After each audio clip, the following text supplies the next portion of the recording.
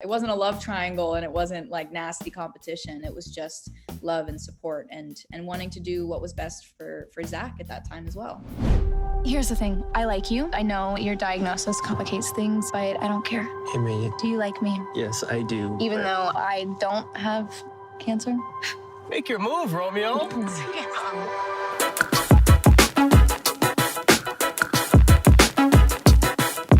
Were you familiar with Zach's story before the film? What called your attention the most? Because you're also a musician, right? Yeah, I am a musician, and I remember hearing Zach's song back in 2013 when it was just blowing up, and seeing his story all over the news outlets. It was so inspiring, and he also had a very similar musical style to me at the time. We share a lot of similarities, both in personality traits and musical interest. So when this audition came around, I was immediately in love and I wanted to be a part of it. And the story started to connect deeper and deeper, and there are a lot of echoes of Zach's story in my own personal life, and to be able to creatively express some difficult emotions in the way of a film and his music was such a gift, and it was an honor and also so much fun. For you guys, what is the element that will stand out the most in the film, especially when you think of the audience? I think there's so much to this film. I think emotionally, it's certainly a roller coaster ride, but it's extremely inspiring. Zach Sobiech was an extremely inspiring, incredible young man who, at a very young age, was facing his passing and decided to teach people how to die with courage and grace, and to live his life to the fullest. And that is a message that we all should take with us. And we certainly, at a time like this, with the pandemic, where so many of us are living in fear and anxiety and panic, to be reminded to be in the present and to be with the ones that you love and in the here and now. I think it's a great message. In the end, I just want to make people happy. I, Zachary Sobiech, am asking you. Yes! Please go to... For as long as I can. I had heard some of it from prior, back in 2013, but then it was brought back to my attention when I first got the script and re-listened to the song and watched Justin's documentary. I mean, I'm really excited to reintroduce all of this stuff back into the world. I think there's so much to take from it. There's such a strong message of hope and gratitude and taking advantage of what you have right now, that I think everyone needs a little bit of that and can take something from that. This is your second film, and you're once again talking about illness in youth, but also about enjoying the present moment. Why are you drawn to these stories?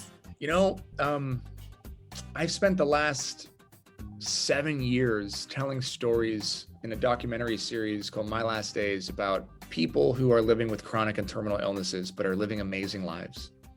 And I think that there's something about watching and seeing a young person make these incredible positive choices that can help all of us remember how beautiful and precious life really is. But these really were inspired by real people. I mean, Zach became a friend of mine after I told his story all those years ago. And I made Zach a promise that I would do whatever I could to make sure his story was seen by as many people as possible, and that we would raise money for the Zach Sobiech Osteosarcoma Fund to help, end children's cancer. And really, Zach's message of hope, of love, of positive choices, of living each day like it's your last, of doing the best that you possibly can and chasing your dreams, is something that I think young people who are going to lead this world need now more than ever. So, what is it I plan to do with my one wild and precious life? It's really simple, actually. I just want to make people happy. Nev, you're once again playing a strong female character, because Laura is not afraid of facing challenges. Do you think there's more room for characters like this nowadays? Because you're the strong female character lead forever in our hearts, because we love Sidney Prescott, I do think there's always room for strong female characters. I feel like there's more and more of that happening now, thank goodness, and a consciousness about writing roles like that and taking roles like that. For me, it's always such a gift to get a role like this one, where you get to portray all kinds of emotions, but have a strength and earth beneath her. Laura's a phenomenal woman. She had a lot of courage and dealt with one of the hardest things a human being, certainly a mother, can ever have to face, and she did it with such grace and strength and courage. So for me to to have a role like this come along, get a script like this, I'm always like, yes, thank you. Morning, folks. Good morning. He's got a date. Nice. I don't like the sound of that cough.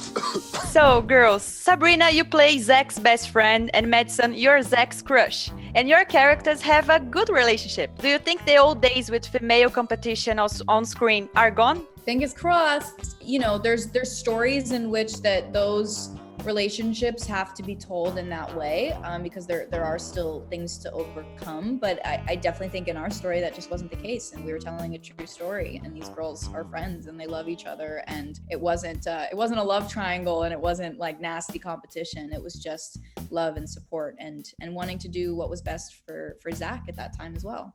I lied and I told her that you're super cool, so you're welcome. And teen-focused movies are a big hit right now. Sabrina Carpenter, for example, is getting huge. And also the audience is more awake than ever. They won't take like misrepresentation and so on. Do you keep that in mind while doing movies? Always. I think you have to keep all of it in mind. You know, young people are the future, and they are smart. And they don't want to be like spoon-fed something that's inauthentic and fake and not sincere. They want the real stuff. They're ready for it. They're ready to hold the emotion that comes with these types of stories, and they're looking for a place, an outlet to feel. So I keep it all in mind, you know, when I'm making a movie like this. And of course, I was lucky enough to have a Sabrina Carpenter in the movie, who's a brilliant artist, but she's not in the movie because she's famous. She's in the movie because she's the perfect person to play Sammy, because her voice is incredible, and she was able to channel Sammy and bring her persona and her humor into the movie, you know, just like Finn Argus, who played Zach, you know. But the key is to find real artists that can bring levity to each of the characters. Because what some people take for granted, others are fighting for. And believe me, I'm a fighter.